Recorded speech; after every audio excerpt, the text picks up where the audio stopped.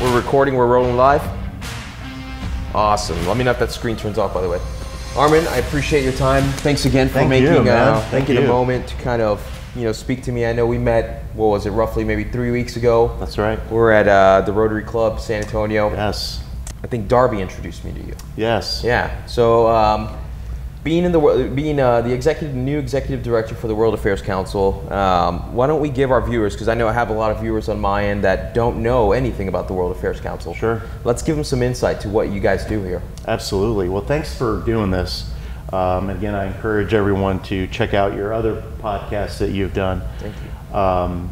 Generally, you have a genuine passion for this, and it's evident. So, thank you for including me on this. Thanks for having me. You have a beautiful building here as well. So thank you.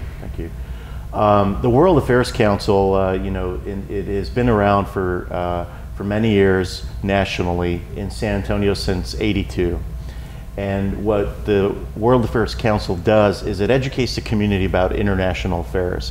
What we'd like to say is we bring the world to San Antonio and San Antonio to the world. And so we do that with events, with discussions, with panels. And a great example, we could go through various examples throughout the year where we have, next week we'll have an event with Congressman Hurd. We'll talk about his experience on the international level, his experience in the CIA, his work in the district and in DC. We have a panel that's coming with it's a Korean panel, delegation from the Korean embassy and also the Korean Economic Institute that are coming here. We work very closely with other entities like the City of San Antonio, the International Relations Department. And the bottom line at the end of the day is to let the community know what is happening around the world. You can read it in the papers, you can read it on Facebook, you can read it elsewhere, but when you put a face to it, it makes it that much better, and it humanizes what's happening in Africa, what's happening in Europe, what's happening in Mexico, and especially during these times now, that's more important than ever. Yeah, I think when you bring things to conversation, I think it kind of makes it real, right? Because if you see things during a let's say a news media publishing on CNN, or you see it somewhere, yeah, you're watching it and you're thinking, okay, well, I'm in Texas, they're in New York, they're doing it. It doesn't really feel real, right? Correct. So I think when you have these conversations in a setting like San Antonio, Texas, I think it paints a very clear picture for people that would have never interacted in those realms. Exactly. Question on that, because I know I got the email with Congressman Hurd. Do you guys focus on a certain political group, or are you really open, non-biased kind of in terms of who you're bringing in? So the World Affairs Council is nonpartisan. Okay. And we welcome parties from all sides, and we try to diversify as best as we can.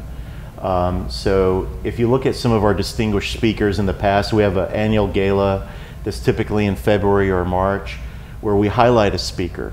We've had Henry Kissinger. We've had Laura Bush. We've had President Clinton. So we try to diversify, because that's the important thing, right? If there's only one side, you want to have as many perspectives as possible. Oh yeah.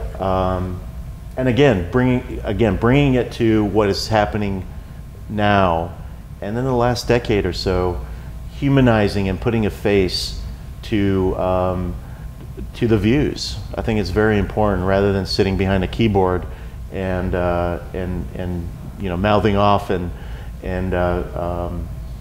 not knowing, not empathizing is the key word. Oh yeah. So before we kind of go into what the World Affairs Council has planned for the year, I kind of want to know your backstory, right? Sure. How did you end up here at the World Affairs Council? Is your background in nonprofits, and you're in San Antonio? Are you originally from San Antonio? No, I was actually born and raised in Los Angeles. My parents are immigrants. They came here from the former Soviet Union, from Armenia. And they had the dream, like a lot of people do nowadays that you hear, of bettering their lives, of leaving behind a better place for their kids. Yeah. Some things don't change, and that's one thing, is people trying to do better for themselves, but also for the next generation. You know, that's wild you say that. You mentioned that, 'cause when I first spoke, my parents are immigrants. They're from Mexico. And when I first spoke to them, hey, what made you decide to come to San Antonio? Well, my mom's from Eagle Pass, small town in Texas, but my dad's in Mexico. And I was asking them, you know, what inspired you guys just to kind of pick up your bags and leave? And they said you guys. Yeah. So me and my brother were born, and it's like, hey, you know, we wanted better for you guys. And I guess I'll never really understand that until I have kids. Yeah. But I definitely I honor them for that. I mean, it's. Well, I think you touch upon something that's very, and I don't think it's a political issue. I think it's an issue of why are people relocating in general? Yeah. You know, why, you know, growing up in California, after college, moving to Houston, I lived overseas for a little bit. Why do people move? You could stay where you are. It's the easy thing to do, to stay where you are. But there's a certain risk that people take, and it's brave for people to do that. It's brave to say, you know what, the status quo stinks. Yeah. And I want to change that. And then it's not only trying to get a better opportunity as far as making more money, it's some people, their lives are at stake, right? Yeah. And so I think this isn't really a World Affairs Council-ish. This is more of, you know, what could we do to understand that and not go back and forth like a tennis match. Yeah. Is understand, you know, why are people doing that? Is to better their lives. Yeah. I found that when I lived overseas, one of the coolest experiences living in Poland. I went there to start up Big Brothers Big Sisters. How long were you there? 2 years. Nice. 2 years, and you know, it was, the culture is different. It's a 90% Catholic country, and it's a very different environment than, you know, Texas or the U.S. Are you religious yourself, can I ask? I don't think I'm religious. I think there are powers that are there that kind of guide us in certain ways. I don't know if I'm spiritual. I think there's a faith. I think there's a faith in something, maybe to do the right thing. Yeah. To respect people, to love people. But what I found by moving there was that with all the differences, that the families there and the people there want the same thing: better for themselves. Some help from the government, some help from their neighbors, surrounding themselves with positive people, and doing what's best for their kids. Yeah. Simple stuff. How is the state of the economy there in Poland? You know, it's doing a lot better. There are still remnants of the Soviet rule, the mentality there, you know, but there's a lot of international commerce, a lot of Americans living there, a lot. And of course, with the stuff happening in the north, in the Baltics with Ukraine, there's a lot of support to defend that area. So there's a lot of the Lockheed Martins and those companies that are investing to provide defense in case something happens there, because you know that it's uncertain what the future holds. But there are a lot of international businesses. You have the Citibanks there, you have the Deloittes, PwCs. So when I went there aren't that many nonprofits. They were they were reluctant at first as, okay, what is this American organization doing here? And they're sensitive to any kind of foreign intervention, as you could say, and I use that term lightly.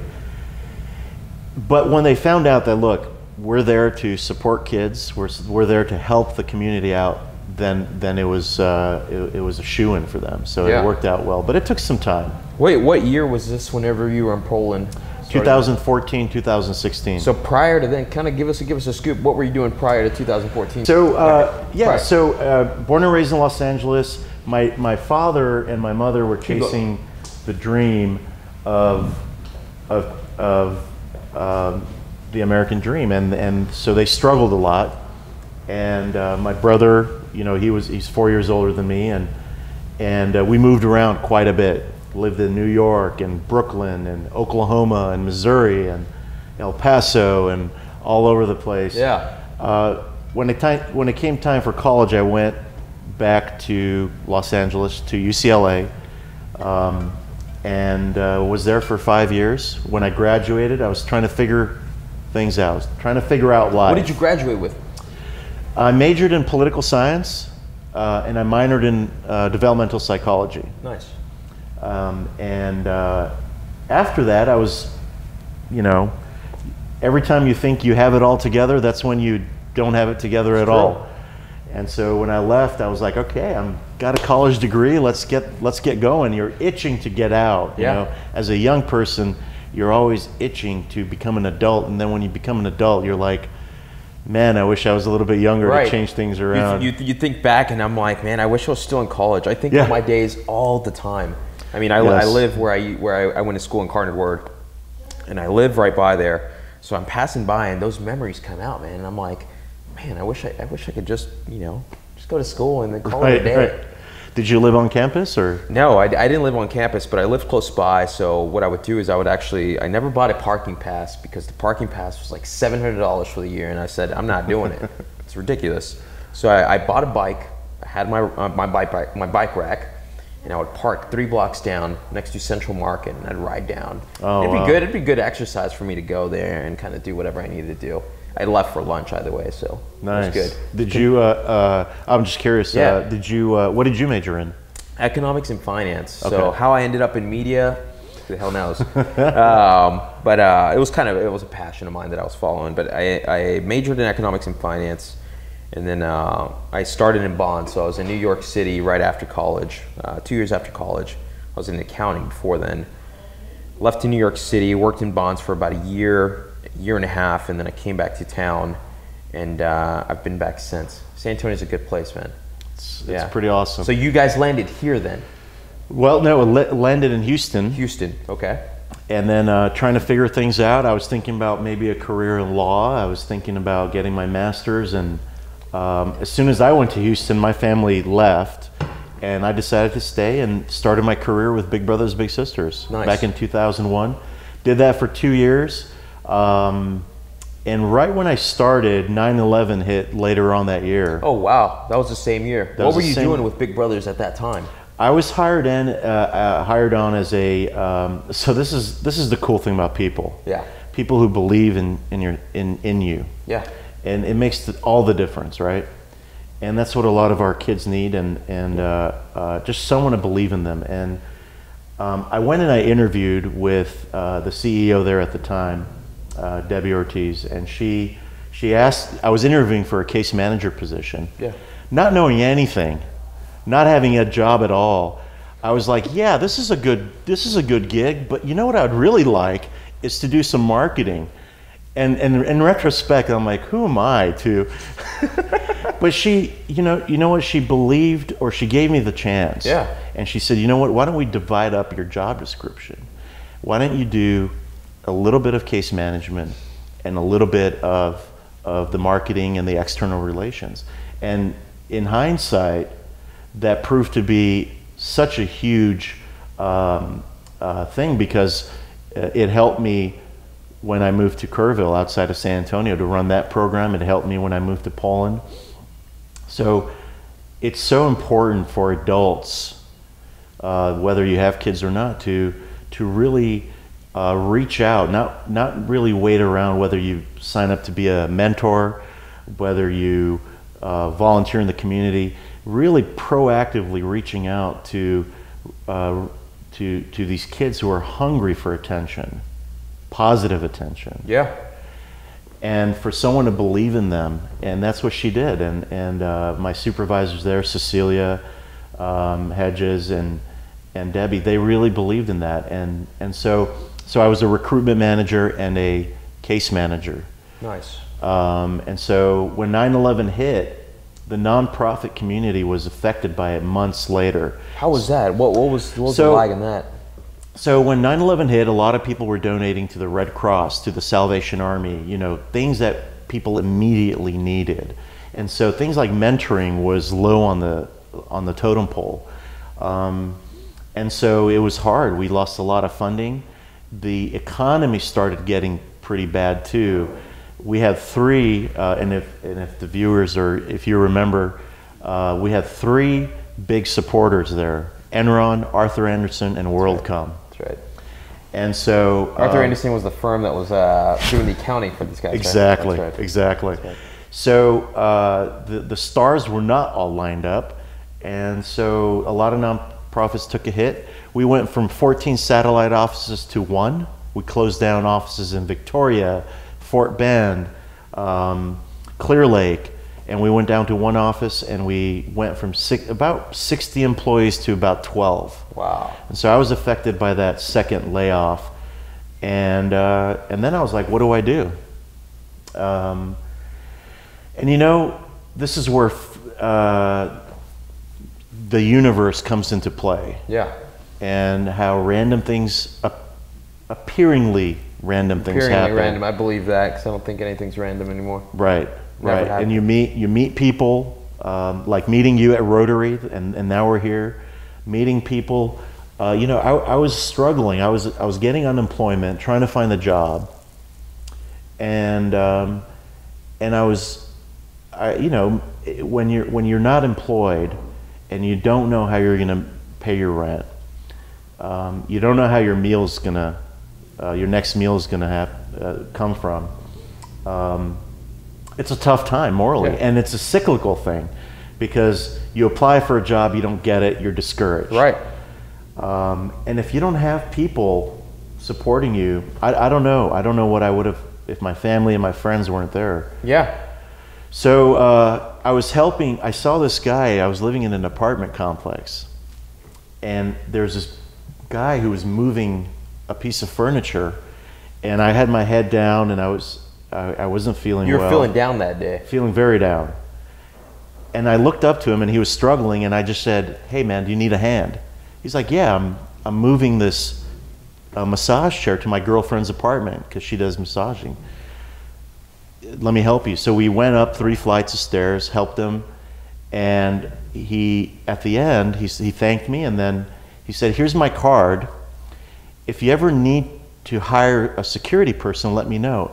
And I laughed, and I looked at his card, and I'll never forget. I still have it. His name was Hurricane. Oh wow, that was his real name? No. His nickname. His nickname, yeah. I think. I don't know. Actually, I never found out. It was on his card. Yeah, it was on his card, so it must be his real name. So he reached out, he gave me, and I said, and I laughed, and I said, "Dude, I'm unemployed. I don't need security. I need a job." He's like, "Oh." You told him this? Yeah. And so we laughed, and he goes, "You know what? I run a lot of the securities for the clubs in downtown Houston. Why don't you show up Friday, and you could be a bouncer a night?" So that Friday, I went to a club, and the general manager there, Gary, who I'm still friends with, I started working there. Nice. And I was, you know, it was some pretty good money. It was a higher end. Yeah. I think it was called the M Bar at that time. I don't know if it's. What was the craziest experience you had bouncing at that club, man? You know, it wasn't. It was a higher end club, and so all I had was a large flashlight, like one of those police flashlights, wearing all black. And so when they saw me with the flashlight, you know, people just moved out of the way, which was nice. There were, you know, a few scuffles here and there. I think the most memorable thing was not a negative experience. It was when this woman came up to me and she said, "I really need to use the restroom," and she was in the front of the club, and I said, "Okay," and I looked ahead, and there were so many people there. And I said, why don't I escort you there? And I took her to the back, downstairs to the restroom, and she's like, I really appreciate it. And she gave me a $20 tip. Oh, nice. And I was like, wow, this is really cool. Right. And so I did that for a while on Friday nights and some Saturday nights, some extra cash, not extra, some cash. Yeah. And then I was doing some substitute teaching with Houston Independent School District. Nice. And then one of the board members from Big Brothers Big Sisters was also an anchor at Channel 4 News, KPRC, and his name was Camberell Marshall. He's still there. He does meteorology, I think. And when he found out that I had been laid off, he said, let me know if you need anything, like a general. Yeah. And I said, yeah, I need a job. Yeah. So he said, well, why don't you come to KPRC? I don't know if you could get a job, but you could intern there. So I was an intern there for about 4 months. Nice. Until I found a job in San Antonio and Kerrville. And that was an amazing experience as well. And you know what? I think I was talking to someone yesterday. It was actually Dr. Rudd, Incarnate Word. Who is this? She's a professor there. Dr. What is it? Rudd.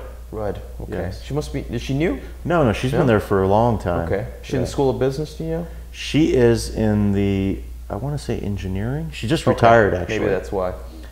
But she told me, you know what? Houston is known for the oil businesses. Dallas is known for their corporations there.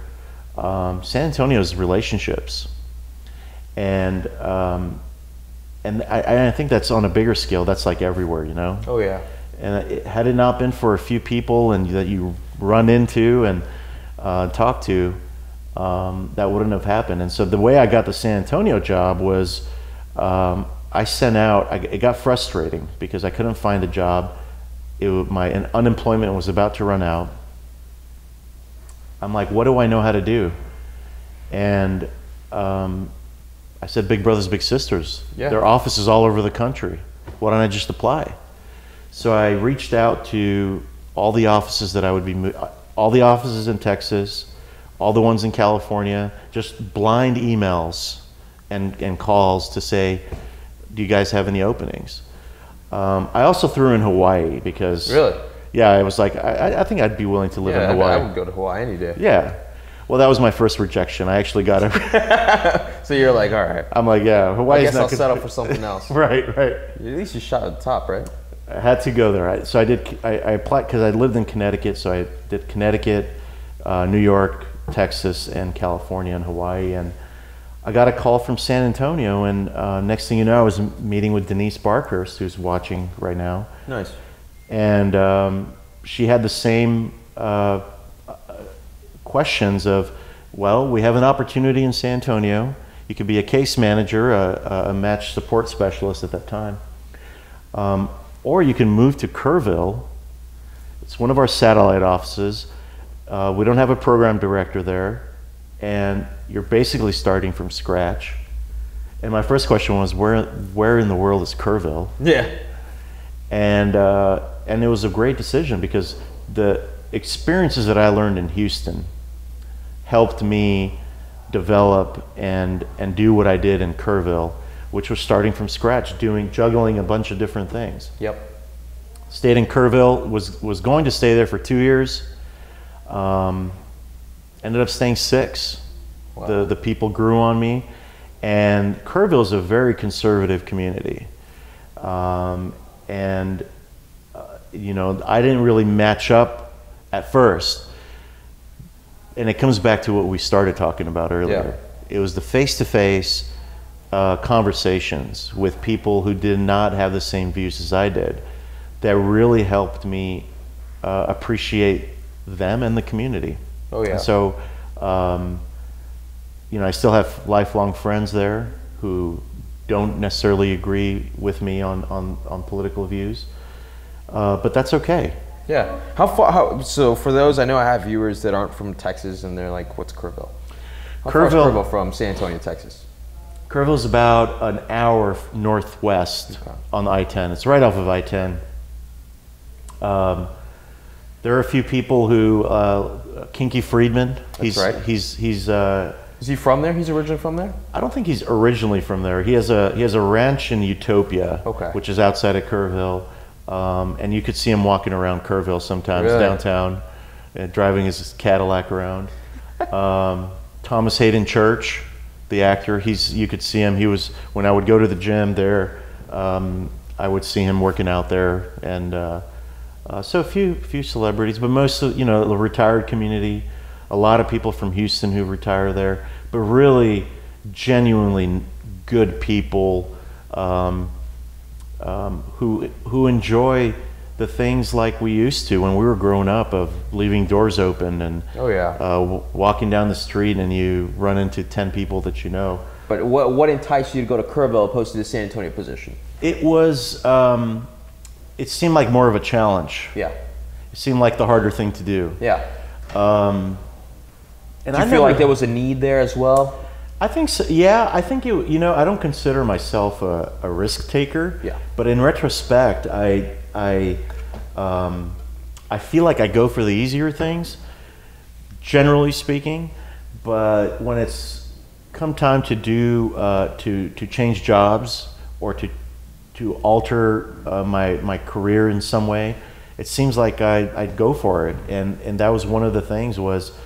I didn't know anything about Kerrville. I knew the program was flailing. I just thought there was opportunity, and maybe the easy thing was that there's no going down. Yeah. It's only going up. Right. And so it was a great experience. I mean, like I was telling you, the community really reached out to not only welcome me but also embrace the Big Brothers Big Sisters mission. And then I immersed myself for the first 2 years. I was like, man, I can't wait to go to San Antonio. I would come here to party and to see my friends. Yep. And then I got involved. I was on the Parks and Rec board there. How did you run into that position there? I was out and about, and someone said, "Do you want to serve on the board of the Parks and Rec?" And I said, Yeah, "That sure. sounds good. I don't know anything about it." I got involved with the chamber, and then one of the last things I did with the chamber, which was a lot of fun, and it was very flattering. Is it San Antonio or the Hispanic chamber? Kerrville, Okay. Kerrville Chamber. They did an annual Dancing with the Stars, Oh wow. and they selected me to participate, which was a phenomenal experience. Can we find that on YouTube or? I have a CD. What do you call it? A DVD. Yeah. I should probably put it on there. Yeah, you should. You should put it on Facebook so we could tag it. Yeah. You're gonna see there. Well, it was. I had an instructor who was. Her name was Lorraine, and she was really passionate, energetic, and we did a disco routine. Nice. And it was Your original disco dancer? Oh yeah. Yeah. No. I was like, really? No. Yeah. So here's what I know. I'm not a dancer. So what I focus on is the strength, which was theatrics. Yeah.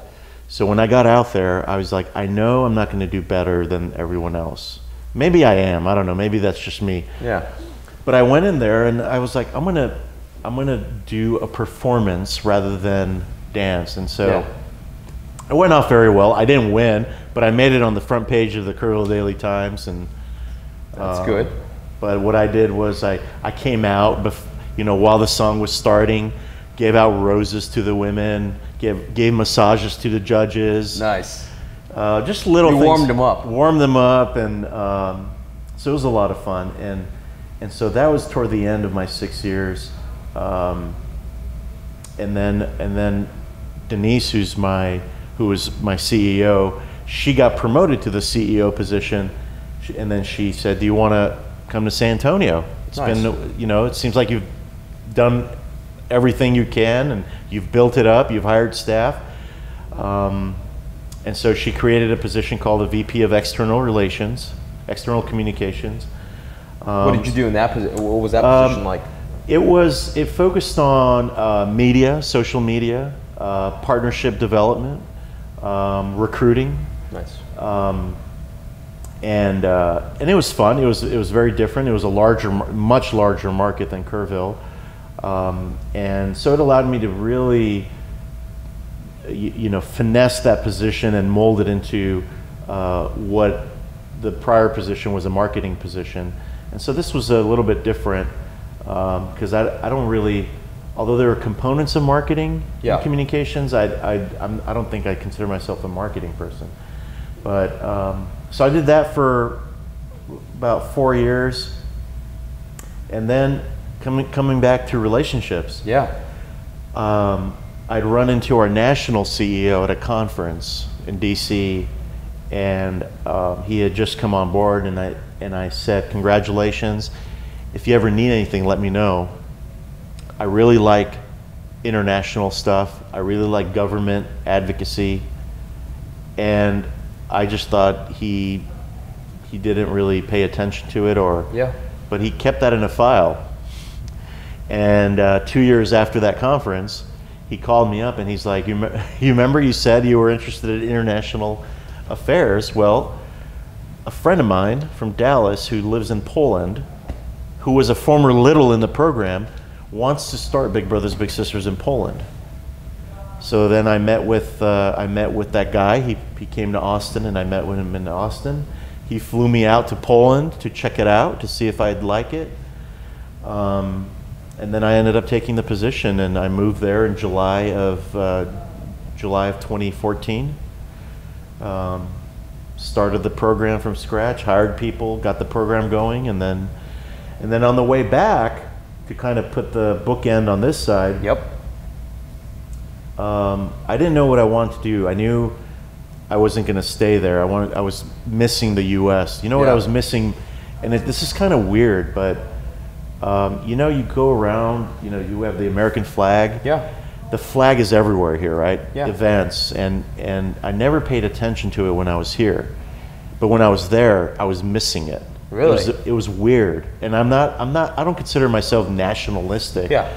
Or loving the flag, but I genuinely missed the flag, and it didn't hit me until I came for a visit, and I was at the airport, and the TSA agent had the flag on his sleeve, and I'm like, wow. That's intense, man. I'm trying to think, like, what would, I mean, there was something that you were kind of feeling deep inside to long for that, right? I mean, what was life like in Poland? I've never been to Europe, but in terms of day-to-day life, I mean, is it the same as the U.S. where you wake up, you have breakfast, you go to work 9 to 5, and then you leave, and then you're doing your routine, Yeah, it was,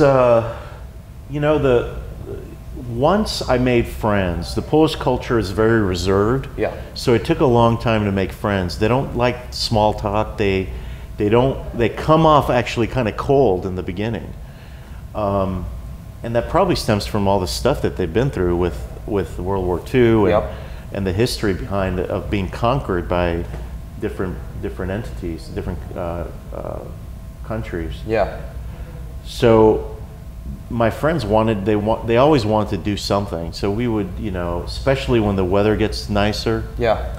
You're going to outdoor theaters. You're going to. I would go to a lot of coffee shops. Yeah.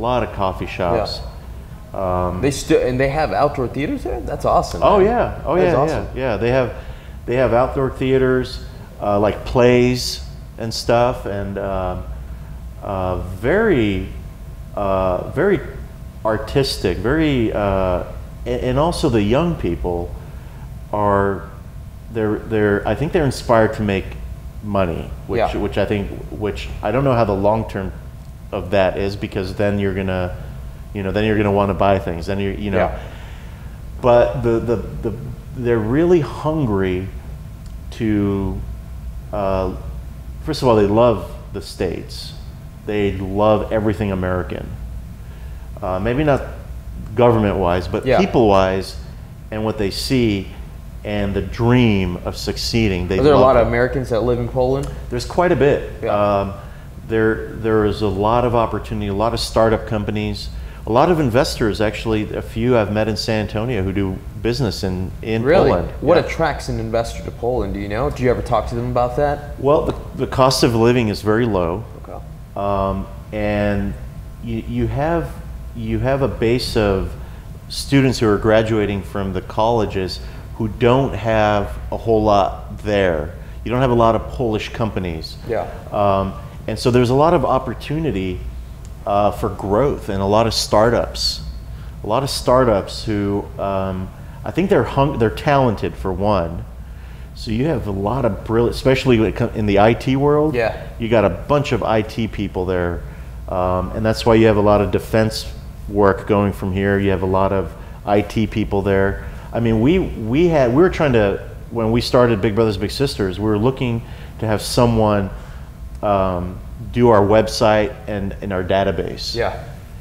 And something that would have cost here probably $20,000 at least. Yeah. They were able to do it there for under $5,000 and Wow. so much better quality-wise. Really? Yes. Are they the younger people out there, or is it The younger people? It's the older people are they're still there. They still have that Soviet mentality a little bit, and I'm very generalizing because not everyone's like that. But the younger people are hungry to, like I was saying, they're hungry to succeed. They're hungry to make a living and do better for themselves, settle down. And the coolest thing that they do is that they like to save money to travel. They love traveling. Yeah. So anyway, I did that for a couple years. There was a part of me that was like, okay, I think I may want to stay. I don't know. But I was also missing the States. Yeah. Is that what ultimately kind of drew you back in?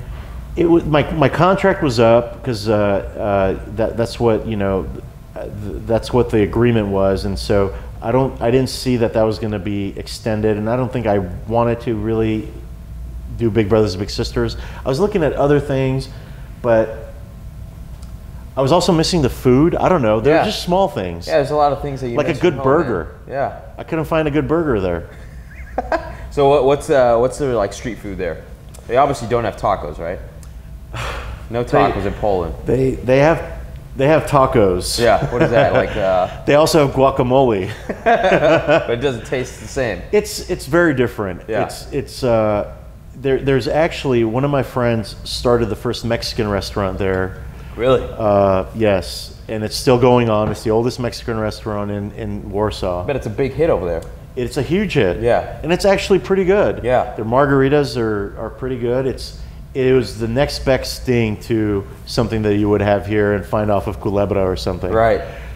But their foods are, they're very high in protein. It's very Germanic, like potatoes, cabbage-based, potato-based, pork, of course. You have sausages, pierogies. Yeah. If you haven't had pierogies, they make so many. What's that? I've never had one. It's like what's the best way to describe it? The stuffed things that you get at the Chinese restaurants? Oh, what is it, crab ragoon? So what's it called? Something like that, but they stuff them with different things. They even have desserts, stuffed desserts. Nice. So pierogies are a huge thing. I think you could get them at Alibaba's here in frozen in Warm. I love that store, by the way. Oh, it's great, right? Yeah. Yeah. You like to cook, or? I do. I cook quite often, but I keep it very simple. I don't make anything that's like too intense to make. So I stick with like the ground beefs, the Brussels sprouts, the rices. So I'll do dishes with that just to keep simplicity. So eventually you came back to San Antonio. Yeah, I was looking at my family lives in Northern California, Okay. so I was like, let me look at San Francisco. I've always loved DC. I'm like, let me look at DC. So I actually flew during Christmas break. I flew to DC to meet some friends, some of the congressional leaders, their staff, and I was like, man, this is cool. I really like the ambiance here, and but it was very expensive. Yeah. San Francisco's beautiful. I don't know if you've been there. No, I haven't. It's Europeans really like San Francisco because it reminds them of Europe. Really? A little bit. It's a really clean city? Well, in other ways. In other ways, yeah. They're closer together. Yeah. public transportation. It's cooler. The climate is cooler. So there's certain elements that I think Europeans like. Mostly, I think, is the architecture and the buildings, how they are. But it was very expensive. Same with DC. And then I came to San Antonio, and it just felt right. Yeah. I didn't have to think about the cost of living. I had friends here already. And maybe you know what? As I'm talking to you, maybe that was the easier decision. Yeah. In retrospect, maybe that's what it was. It was comfortable to come back here. Yeah. And so my CEO, again, people who believe in you, I said, is there something that I could do? She created the COO position. Nice. And that's what I did for the last 2 years, 3 years, and then a total of 18 years with Big Brothers Big Sisters. Wow. Yeah, I think San Antonio is a pretty homey place. I mean, and I haven't traveled, entirely too much. I've been to parts of Colorado, California, New Mexico. I spent some time in Mexico. But I think of San Antonio, and really there's nothing like it. And it's kind of changing, right? Because we're growing really quick. There's a lot of companies that are starting to move here or building here. So I feel like the city's changing a lot, but it to me at least, and I guess maybe it's because I'm from here or because I've spent a lot of time here, but I feel like it's just a homey place. Yes. I mean, how do you feel about that? I couldn't agree with you more. I think it's the relationship angle is what the professor from UIW was saying is it's funny sometimes when people don't respond to emails or calls. It's like, I don't know why they do that, because you're going to run into that person. Yeah. Especially not only not to be nice, forget about that. Just know that you're going to run into that person at some point in your life. And so it's the 7th largest city, but I think we have some really good political leaders. We have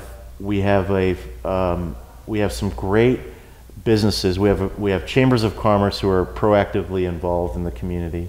We have community organizations, nonprofits who are doing all the grunt work that people don't really hear about. Yeah. And again, kudos to you for exposing that and talking about nonprofits.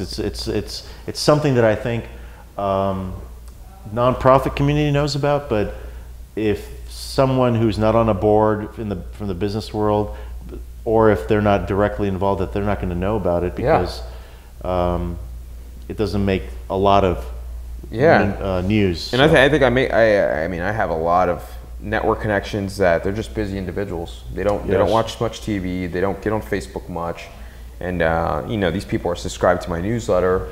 And if I'm putting a newsletter out there with, hey, we interviewed this nonprofit and we're kind of learning the background of it and what they have planned for the year, that gives them an opportunity to kind of get involved, right? So I think it's always good. What do you guys have planned for 2019, 2020? For World Affairs? For World Affairs. Tell me a little about that. So, it's an event-driven organization, so there's quite a bit coming. The biggest things are we're hosting Congressman Hurd. That's right. And at Paramore. I'll put a link on our newsletter. Good. That way Thank you. I appreciate that. Thank you.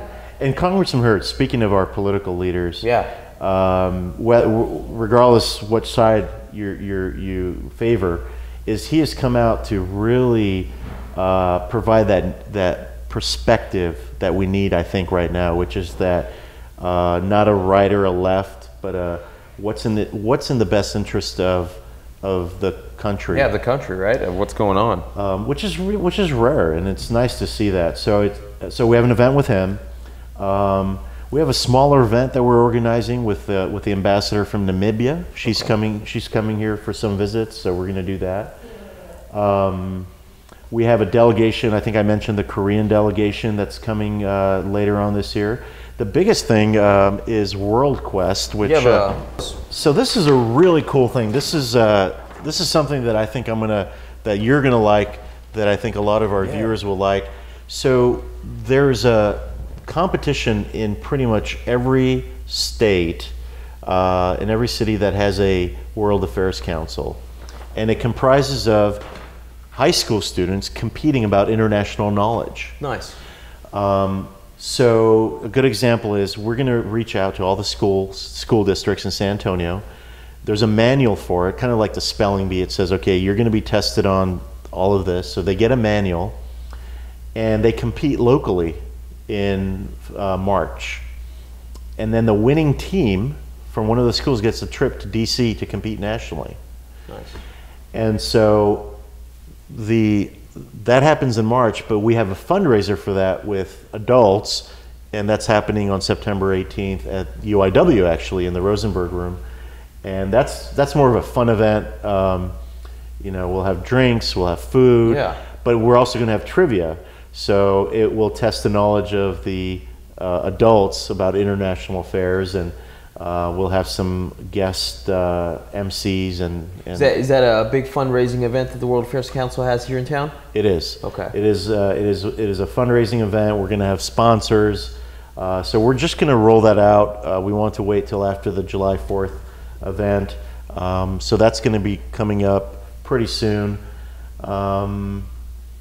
And then we're gonna end the year, and then we're gonna focus after the World Quest. We're gonna focus on our gala it's at the end of February or the beginning of March. We're still working on a guest speaker, and that's our biggest fundraiser. That brings in somewhere in the $600,000 range.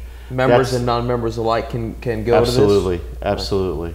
And that's the big event that we're looking forward to.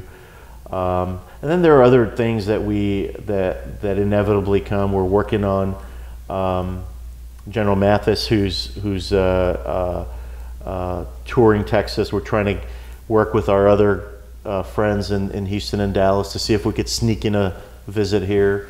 And then just working with the San Antonio International Visitors Association. They have a lot of people from different countries that are coming.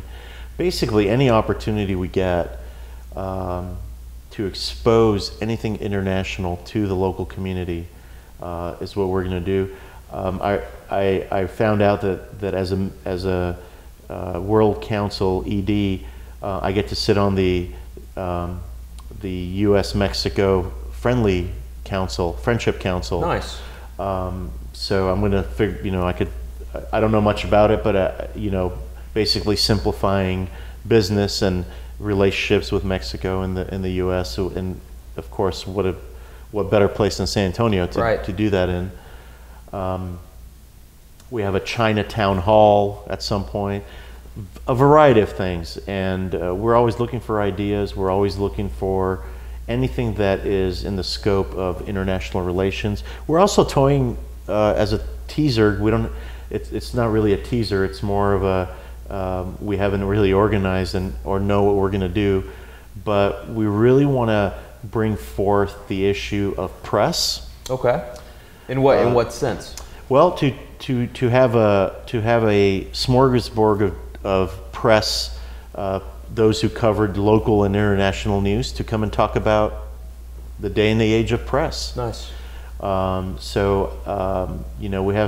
We have some people on the board who are from TPR and the Express News, where we could where I think what we envision doing is having different sects of the media to talk about where we are right now and where we want to go, and again, we want it to be topical so that, there's a lot of pressure and a lot of negativity around what the press covers and how they cover it.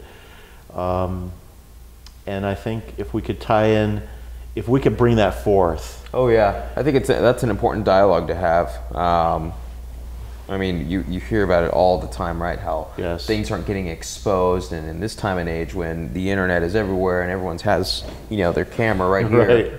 Right. I definitely feel like the press is a ever-changing dynamic.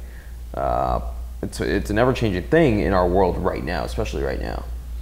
Absolutely. I have a friend of mine. He does radio in the Hill in Kerrville. And he injects a lot of his personal opinions into his radio show. which is fine. I mean, Yeah. you could do that, but he's very far to the right, and he posts things on Facebook. And as someone who, you know, I with full disclosure, I'm more to the left than I am to the right, but I don't consider myself affiliated with any party.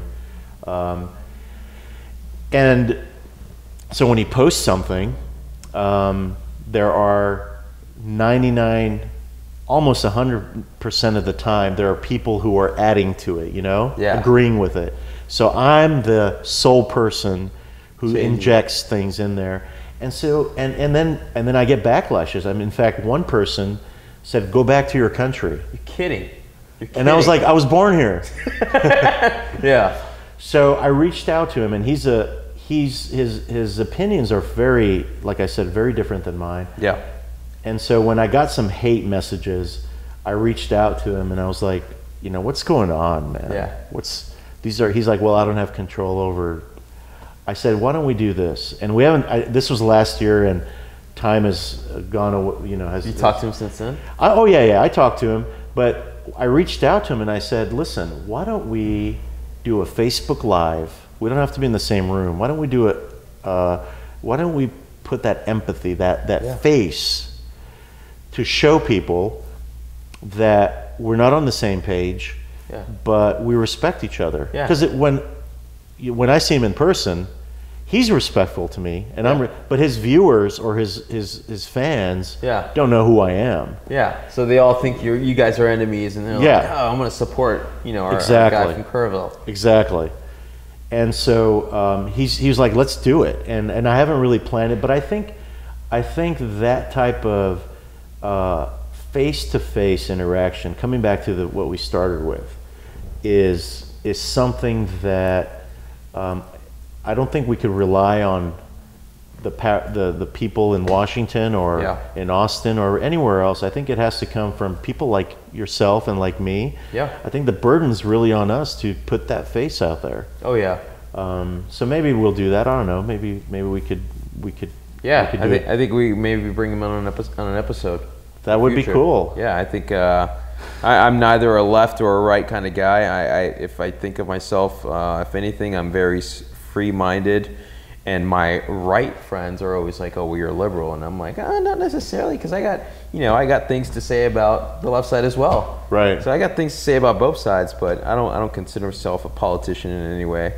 If anything, I don't hate politicians. I don't deal with them much. So it's a hard job. I mean, you look at you know, I know our city council members well, and the mayor.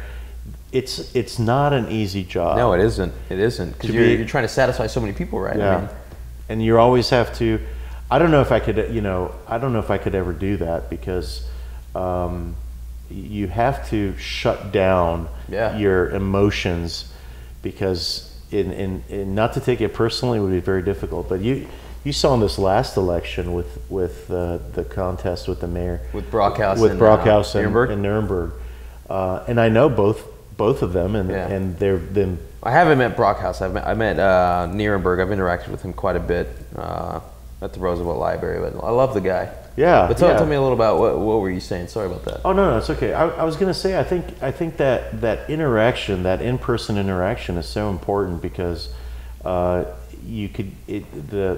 social media aspect of it really can snowball into something that is not. I mean, some of the things are, they're facts, and you could be irritated or angry about someone who's done something, but that race was getting pretty heavy, right? Oh, I mean, there was some things that, I don't know if I read some things online or I overheard people, but I'm like, man, I'm not gonna get in that conversation for now, just for the sake of being clear. But it's not. I mean, have you ever thought about running or? I have. I mean, not necessarily to the point where I'm like, hey, I'm going to take these steps and I'm going to do it. But I've definitely, I've formed ideals in the past where I'm thinking, hey, I would want to change this, and really, I don't see anyone doing it that way. But I just don't know if I could go the politician route. That's a lot of work, man. It's a lot of work, and then like you said, you're hiding emotions. You're putting a face out there at all points of time, and as I have with this podcast, I'm just a raw person. So Yeah. I try to just bring in my transparency in everything that I'm doing, and I feel like the world would hate me if I was a politician. Man. I would not be. There's a great slogan though. Yeah, what's that? If you do it, very simple. Yeah. Now, exclamation point, Mao. Exclamation Now. point. Yeah. That could work, man. That could work. I can see the posters now. If I decide to do it, I'll let you know, and I'll let you help me lead the campaign. Yeah. Well, before we end the episode, do you have anything to say to the viewers? Keep in mind, I have a lot of viewers that had no idea what the World Affairs Council is, where they could get information, and kind of get involved with you guys. Absolutely. Yeah. Thanks again for having me. Thank this you. This is a great platform to talk about what happens in the community that otherwise people would not have known about. Thank you for coming on. I think the best, like I said in the beginning, the best way to describe the World Affairs Council is educating the community about what's happening internationally. And that is a very broad picture. It's Mexico, it's Canada, it's Africa, it's Europe, it's Asia, and really trying to simplify it and put a face to it. Yeah. And we always have events. We have fun events. We have informative events. We have academic events. So if any of this sounds interesting, check out our website. Yeah. We have events that are coming up all the time. There's a place for you. We have a young professionals committee that's actually hosting the herd event on. Is that like an under 40 group, or what is that like? I think it's just young. Yeah. Yeah. So I don't know. Yeah, well, they could be whatever age. I think it is under 40, but they're just an active group. They're just an active group who, some of them are up and coming in their companies and their businesses in the for-profit and nonprofit world. We have someone from the Lake who's on there. We have someone from TPR who's on there. We have a marketing person. We have someone from a law firm. There is a place. There's a fit for you. If you're listening to any of this that sounds interesting. We also have interns. We have interns who are getting some really cool exposure to what we do. We have one intern from UTSA and another from St. Mary's. I do want to point out before I finish, we have a board of directors that is really hungry to get the word out about what we do. These are highly influential people in the community. So I want to personally thank them because they've opened their arms to let me know what's important to them. And last but not least, we have a great staff. Well, I strongly support you guys, and I appreciate the time, bringing me in the office and coming on the show with me. I know we took, a good hour and a half, 2 hours of your time, and can't be any more grateful than that. So you're the man. I appreciate it, my friend. Yeah, Thank you. Thank you.